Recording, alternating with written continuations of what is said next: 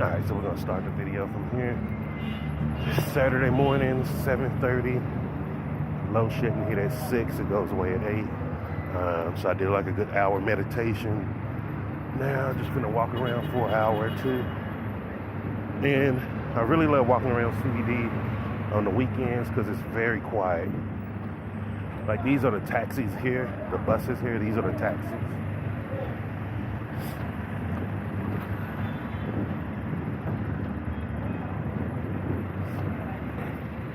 The weather is really beautiful right now, nice cool breeze, but the sun is out. So like if you're in the sun, you'll start sweating.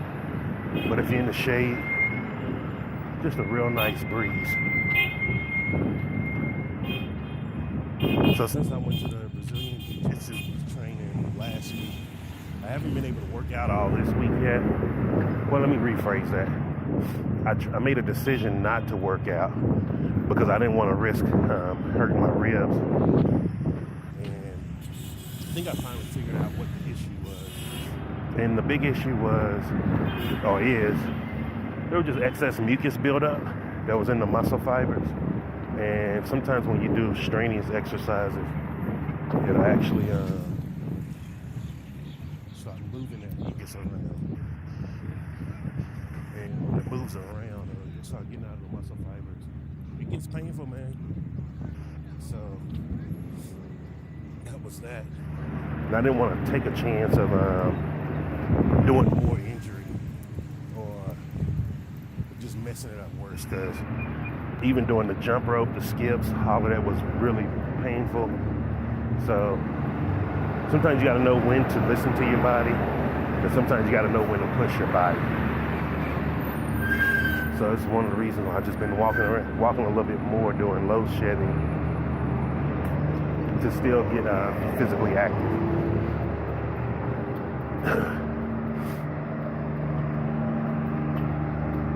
Now I'm going to show you the post office up here. Johannesburg does have a postal system, and contrary to most people, everyone says how corrupt it is, you never get your packages. I actually have a package here now that I need to go pick up next week.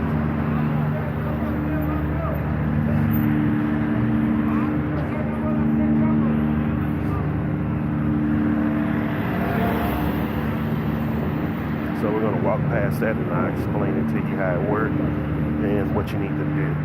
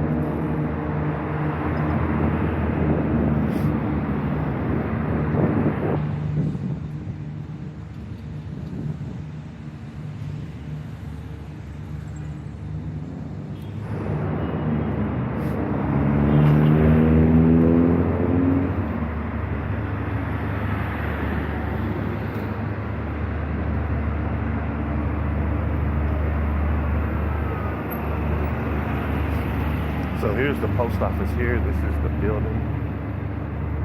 And the way it works, if you want to send mail to you, you do need to send it registered mail. That way it has to be signed for and tracked all the way through the process. Now this is the post office for Marshalltown here. And their hours are 8:30, something like 8:30 to maybe 1500 or something. 800 to 1200 on the weekends, closed on Sunday, closed on holidays.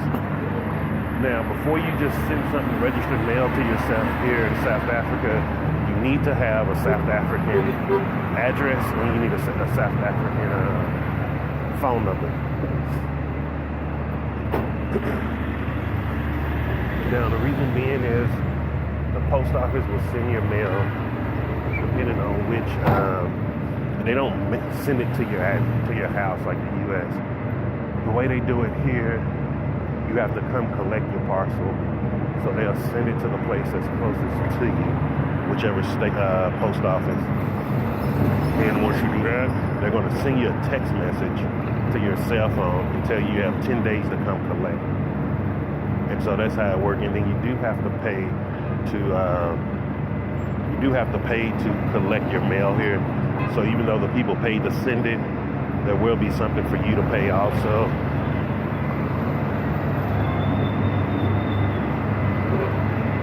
Now, if you don't want to do that, you can also do Amazon. You can have stuff shipped to you directly from Amazon, and it'll come straight to your door.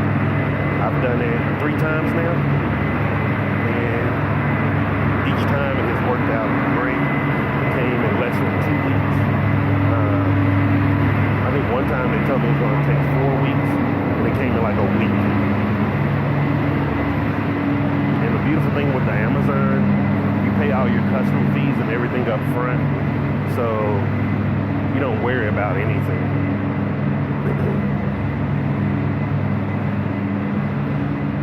So if you are thinking about coming here, you can get things shipped from Amazon directly to your door. I mean, I never walked down here.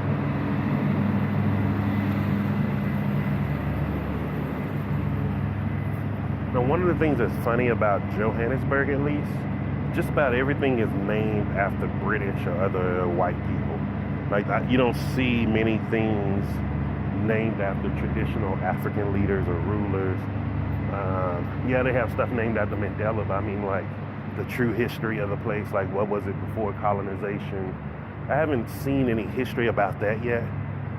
And so I'm hoping when I start going out more to the bushes, the more rural areas, and just let you know, when I use the word bushes, that's what they call, that's the word they use for rural areas here. So that's what that means. So hopefully when I go out, I'll see more traditional history and understand some of those things.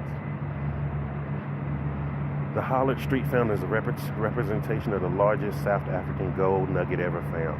The nugget weighed 7.8 kilograms and was found at Pilgrim's Rest in 1874. The basin in which the fountain is set represents the Witwatersrand Basin. The mosaics on the floor of the basin represents the Witwatersrand Basin gold fields, the Vaal River, the Vaal Dam, and the main towns of the Transvaal, and the Orange Free State as they were in 1961. The Golden Arc follows the edge of a prehistoric inland sea where gold, carried by rivers from the surrounding mountain ranges, was deposited. Despite South Africa's auriferous richness, there's been a lack of significantly large nuggets discovered. In this, especially specimens comparable to the 284-ounce Welcome Stranger discovered during the Australian gold rush. The overwhelming percentage of our gold has been microscopic in nature and mined from exceptionally deep and difficult to process conglomerate reefs. Unfortunately, no specimens of large South African gold nuggets exist today, having all been melted down into bullion in a bygone era where wealth and profit took priority over natural geological curiosities. Interesting. Now, this is one thing I want to say. Like how you see, like this, they're quick to say like there's no more gold, no large nuggets here. Man, that's bullshit. Nobody knows what's here. And let's be real. People act like we've discovered everything on this earth. We've seen everything. Like, I bet you there's tons of fucking gold here in Johannesburg, right under people's feet, and they just don't even know it. So this is the fountain, even though I guess it's deactivated now. So like, that's one thing I want to say is like, quit listening to the naysayers when they like, oh, this ain't possible, that ain't possible. Fuck that, man. Anything's possible. You want to find a big gold nugget here? I bet you can find it here.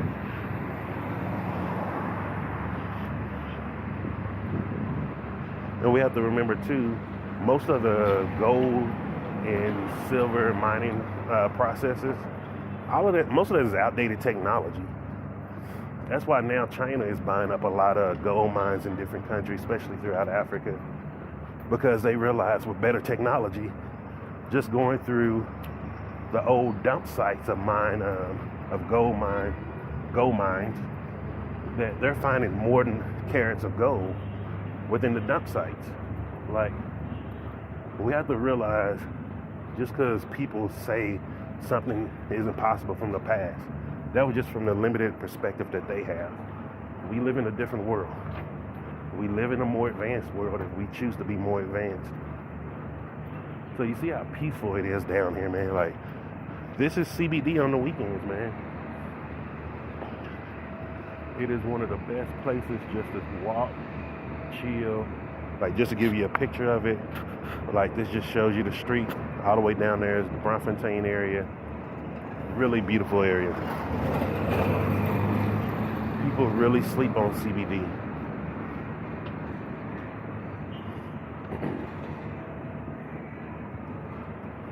Now, the one thing I will say for me being here, that I believe CBD needs more restaurants, more sit-down restaurants. Like, you see all of this open space, nobody's using it, nobody's out and about, but people are up and about, moving, working out, exercising, doing things, but there's no place for us to go and sit down. Like, a place to just sit down, have some coffee, tea, maybe have some free internet so you can do some work from home, or if you're a remote worker, what's going on, boss? Like, all of those different things are the things that just don't exist here right now. And I'm telling you, once it comes here, it's going to lighten the place up, because what I've noticed from my travels and living in different countries where they have seating for people out in the open, they naturally feel safer than countries that are not pedestrian friendly. And I guess that'll be the word to say. Like, if you go to countries where there's not much seating, outdoor seating for people to just sit and relax and chill, there's usually a stigma that, oh, those countries are more dangerous. When the truth is, they're not. You just have to give the people and train the people psychologically, hey, it's okay to sit down. It's okay to chill. It's okay to relax. And as you start seeing more kids and more elderly people sitting there relaxing, it changes the whole environment of that area.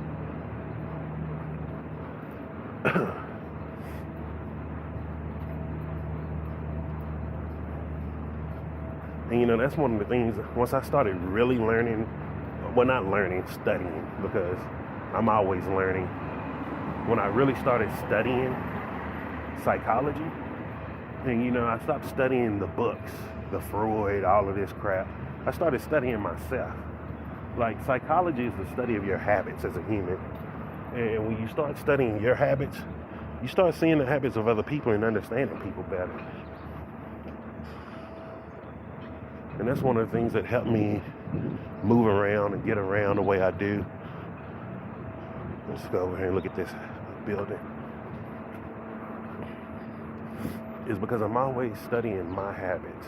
Like, how can I improve? What can I do better? You know, just to make a 1% increase in change.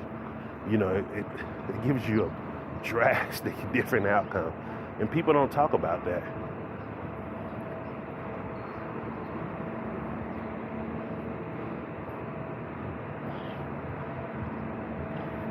So here's a hotel here. Never seen it. And this is CBD, man. Like, yeah, there's some rougher areas that you can go to out here, but I'm not here to promote negativity of Joburg. I want people to see the positives here. What's that dress place?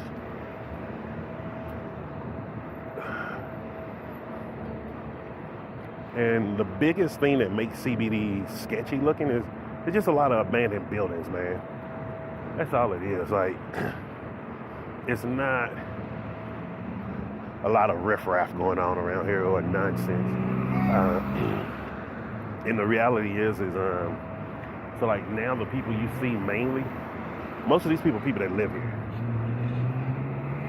During the week, when it's all congested and crowded, like if you see some of the videos walking around, those are people who just work in here or come in here to buy. So they don't really understand CBD because they don't live here. They just come in and out and then they leave. What's up, brother?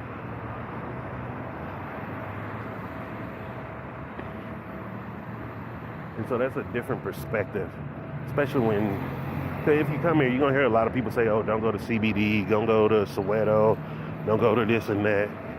And the truth is, those are very safe areas. I don't recommend going anywhere late at night if you don't know the area or someone in it. That's just common sense. Even in America, shit, when I was in Las Vegas, I wasn't just out moving around at night. And I felt like Las Vegas was way more dangerous than Johannesburg. I'm talking about drug addicts, alcoholics, people mad because they lost all their money gambling. And it was just nonsense, man. So now we're coming up on Gundy Square.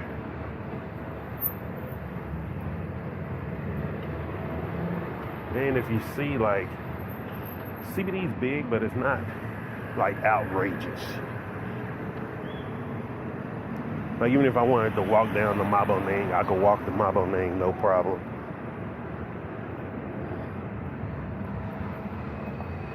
And they have McDonald's here. It do look like the people here like McDonald's, because it's always busy.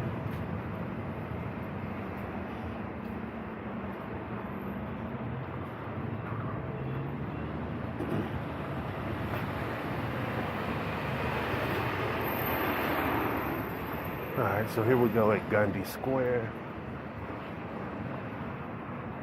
And Gundy Square is one of the areas I consider the most underrated out here. Really beautiful spot.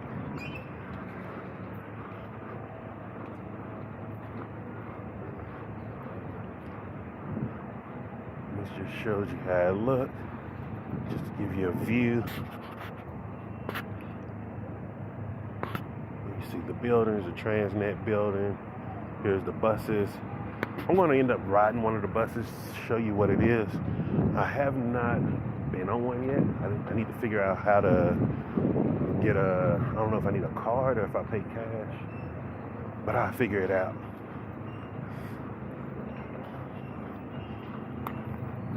Because, like, I don't recommend riding the taxis, just because, like I say, now let me be very clear, the taxis are safe. The reason why I don't recommend it, if you're an American or someone who is not used to being in South Africa or maybe another African country, it is a completely different transportation system. It's completely overwhelming. You're not going to understand anything. Oh, here's a place that says Metro bus information. You're not going to understand the taxi systems. Everyone is speaking their own languages. I think they're all closed right now. Let me see, is it the Rayavaya? Hey, how you doing? See,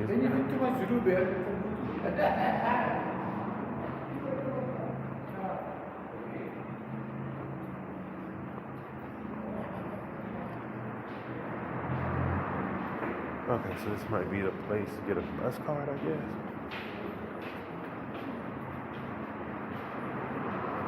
I don't know. Let me see if it say. How you doing? Okay, so this is the Metro bus. Question. Let me check it. Let me cut this.